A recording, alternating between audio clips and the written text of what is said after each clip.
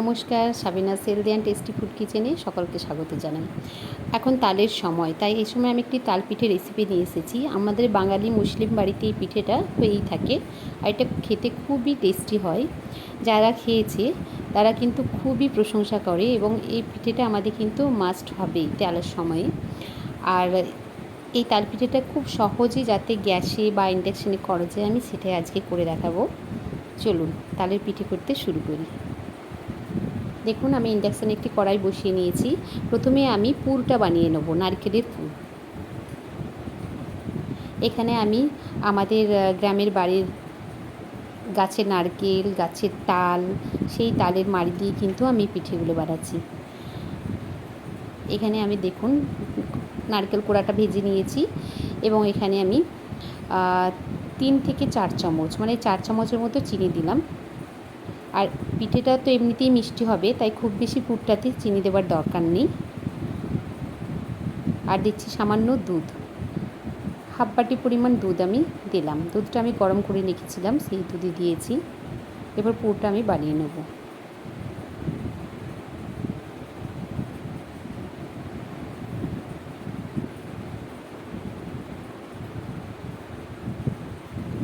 এখানে নারকেলের পুর দিতে পারেন, অথবা খোয়া ক্ষীরও দিতে পারেন, এতেও কিন্তু খুব ভালো হবে পিঠেটা খেতে।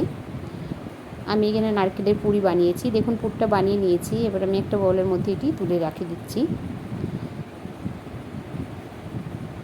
এবার আমি তালের মাড়ি, যেটা আমি বললাম না আমাদের গ্রামের বাড়ির তাল গাছ আছে, সেই তাল গাছ থেকেই মাড়িটা কিন্তু আমার মেজো ননদ বানিয়ে দিয়েছে, তাই আমি এটা দেখাতে পারলাম না। দেখুন, এবার আমি তালের এই যে মাড়িটা, পাপটা, এটা আমি ভালো করে ফুটিয়ে নেব। খুব ভালো করে ফোটাতে হবে। আর এখানে আমি চিনি দিচ্ছি, ওই 150 গ্রামের মতো চিনি দিচ্ছি, কারণ মিষ্টি হতে হবে। তালমাড়ি একটু হালকা তেতো টাইপের হয়, আর এতে চিনি দিতে হয়, তাছাড়া পিঠেটা মিষ্টি হবে না। এই পিঠেটা কিন্তু পুরোপুরি মিষ্টি হবে, সেই জন্য আমি তালের মাড়িতেও চিনি দিলাম।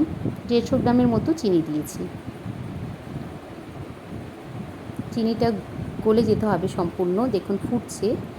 এরপরে আমি যে বাউলটাতে মেপে তালের মাড়ি নিয়েছিলাম, ঠিক ততটা পরিমাণই আমি চালের গুঁড়ো, শুকনো চালের গুঁড়ো, এটাও বাড়ি থেকেই দেওয়া, আমাদের গ্রামের বাড়ি থেকেই নিয়ে এসেছি। এটা আমি খুব ভালো করে মিশিয়ে নেব। দেখুন, ভালো করে আমি মিশিয়ে একটা আটার ডো বানিয়ে নিয়েছি।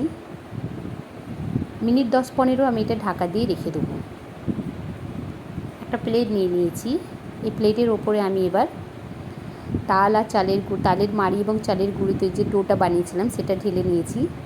দেখুন ঠান্ডা হয়ে গেছে। এরপর আমি হাতের সাহায্যে এটা মেখে নেব, এবং এটা থেকে ছোটো ছোটো লেচি বানাবো।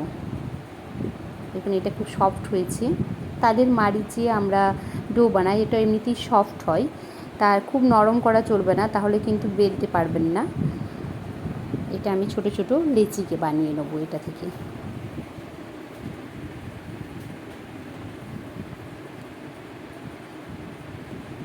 এইভাবে আমি পুরো সমস্ত যে ময়দার ডোটা আছে সেটাকে আমি মেখে নিয়েছি। দেখুন দুটো ভাগে ভাগ করে নিয়েছি। এবার থেকে এখান থেকে আমি ছোটো ছোটো লুচির শেপের লেচি বানাবো। ঠিক যেরকম আমরা লুচি বানাই ওই রকম লেচিগুলো হবে।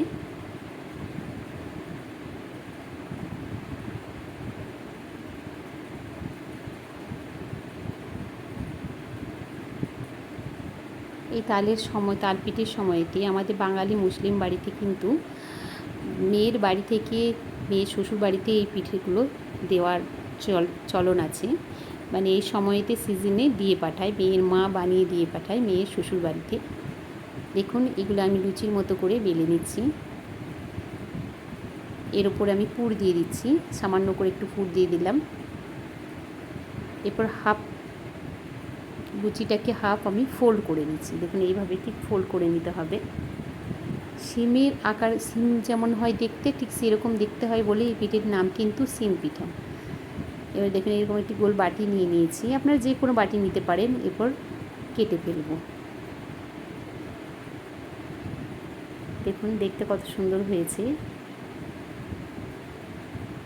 দেখতে ঠিক এরকম হবে। এরপর আমি সাইডগুলো এরকমভাবে মুড়ে হালকা একটা ডিজাইন বানিয়ে নিচ্ছি। হাতে করে করছি সব কিছু, এবং ঘরোয়া উপকরণ দিয়ে আমি সব কিছু করছি। এটা করতে কারোর কোনো অসুবিধা হবে না, বাইরে থেকে কোনো জিনিস নিয়ে আসতে হবে না। এগুলো একটা ছোট্ট মতো মেশিনও পাওয়া যায়, সেটা সাহায্য হয়, কিন্তু আমি হাতে করে এই কারণেই দেখাচ্ছি, ওরকম যন্ত্রগুলো সবার বাড়িতে থাকে না। আবারও একটা আমি বানিয়ে দেখাচ্ছি। দেখুন, আবারও আমি পুর দিয়ে দিলাম। পিঠেটা আমি ফোল্ড করে দেবো আবার হাফ হাফ করে। এরপর আমি বাটি করে আবারও কেটে নেব।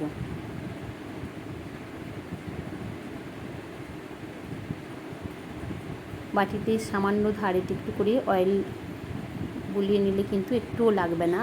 আর যে কেটে নিচ্ছি সেগুলো আমি আবার কিন্তু লেচির সঙ্গে দিয়েও বেলে দিচ্ছি। আপনি এইভাবেও কিন্তু পিঠেগুলো ভাজতে পারেন, আবার ডিজাইনও বানাতে পারেন। আমি ডিজাইন বানাচ্ছি, দেখতে সুন্দরও হয়। দেখুন, এইভাবে ডিজাইন বানিয়ে আমি সমস্ত পিঠেগুলো বানিয়ে এই প্লেটে নিয়ে নিচ্ছি। সব পিঠেগুলো বানানো হয়ে গেছে। এরপর গ্যাসের কাছে চলে যাব।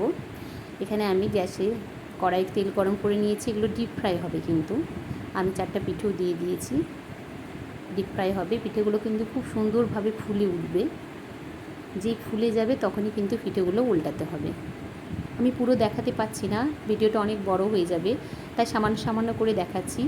আশা করছি আপনাদের বুঝতে কোনো অসুবিধা হবে না।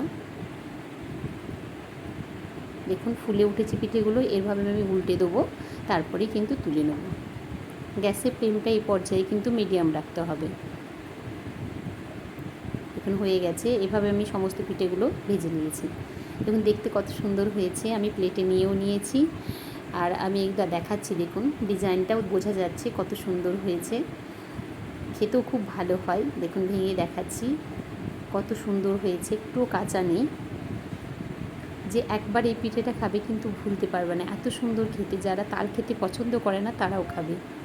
অসম্ভব টেস্টি হয়েছে, খুবই সুন্দর হয়েছে। দেখার জন্য অসংখ্য ধন্যবাদ।